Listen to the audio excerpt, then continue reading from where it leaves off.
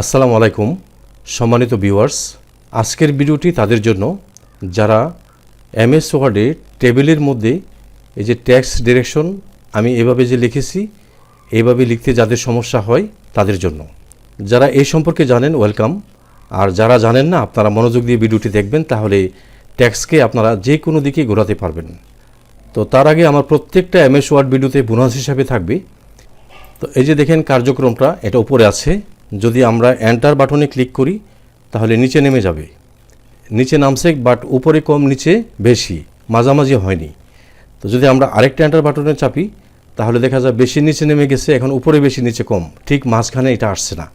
তো এটাকে মাঝখানে আনবো কীভাবে? তো মাঝখানে আনার জন্য আমি এই টেক্সটটাকে সিলেকশন করবো, ক্লিক করে ধরে মাউসে ক্লিক করে ধরে এভাবে টান দিব, এটা সিলেক্ট হয়ে গেল। তারপরে এখানে কার্সরটা রেখে মাউসের রাইট বাটন ক্লিক করবেন, করার পরে এখানে সেল অ্যালাইনমেন্ট এটাতে যাবেন, গিয়ে এই যে এই মাঝামাঝি যে আছে অ্যালাইন সেন্টার এটাতে একটা ক্লিক করবেন। এখন দেখেন উপরে যতটুকু নিচে ততটুকু হয়ে গেছে।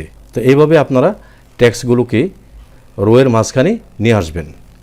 তো এটা ছিল আমার বোনাস। তো ভিডিওটি কিন্তু আমার এই যে টেক্সট ডিরেকশন সম্পর্কে, এই যে আমি এখানে লিখলাম, এখন যদি আমি এখানে লিখি এই ঘরে যদি আমি একটা টেক্সট লিখি, তো টেক্সট লেখার জন্য আমাকে কন্ট্রোল অল্টার বি চাপবো, চাপার পরে যে বিজয় 52 এটা বাংলা ক্লাসিক হয়ে গেল। এখন আমি লিখি এখানে বিষয়ভিত্তিক প্রশিক্ষণ, তো অনেক নিচে নেমে গেছে তাই না? তো এটাকে আমরা সিলেক্ট করব। সিলেক্ট করার পরে যদি বোল্ড করতে চান এই যে বোল্ড করে নিলাম। নেওয়ার পরে সিলেক্ট থাকা অবস্থায় আপনারা চলে যাবেন লে আউটে, এই যে লে আউটে গেলাম। লে আউটে যাওয়ার পরে এখানে দেখেন এই যে টেক্সট ডিরেকশন এই যে এর মতো আছে, এটাতে একটা ক্লিক করবেন। দেখেন এইভাবেই ঘুরছে। তো আপনি যদি যে আমার এইভাবের মতো ঘোরাতে চান আরেকটা ক্লিক করবেন, এই যে দেখেন এভাবে হয়ে গেছে। ঠিক আছে?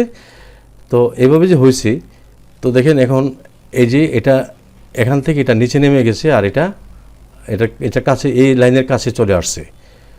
তো এটাকে আনতে চাইলে আপনি প্রথমে যে কাজটি করতে হবে ঠিক এটারও দেখেন এখানে গিয়ে আপনারা এই যে এখানে ক্লিক করে সেল অ্যালাইনমেন্ট এখানে এটাকে মাঝামাঝি করে দিবেন, তখন দেখবেন এই যে লেখাটা মাঝামাঝি চলে আসছে। তো এটা ছিল আমার আজকের ভিডিও। তো এমএস ওয়ার্ড সম্পর্কে যে কোনো ভিডিও পেতে চাইলে আপনারা কমেন্ট বক্সে কমেন্ট করবেন, আমি আপনাদের চাহিদা মতো ভিডিও বানিয়ে দিব। খুব সহজভাবে এমএস ওয়ার্ডের যে কোনো ফাংশন আপনারা শিখতে চান আপনারা কমেন্ট করবেন, আমি খুব সহজভাবে আপনাদের শিখিয়ে দিব।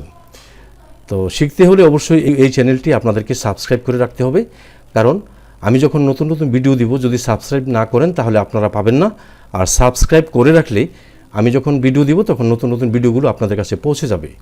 তাছাড়া আপনারা চ্যানেলটিকে লাইক কমেন্ট এবং শেয়ার করে দিবেন যেন আপনাদের বন্ধুরাও এটা পেয়ে শিখতে পারে। তো আশা করি আমার এই ভিডিওটি আপনাদের একটু হলেও উপকার আসবে। যদি আমার এই ভিডিওটি আপনাদের একটু হলেও উপকার আসে তাহলে চ্যানেলটি সাবস্ক্রাইব করে আপনারা আমার সঙ্গে থাকবেন। আপনারা সকলেই ভালো থাকবেন। খুদা হাফেজ।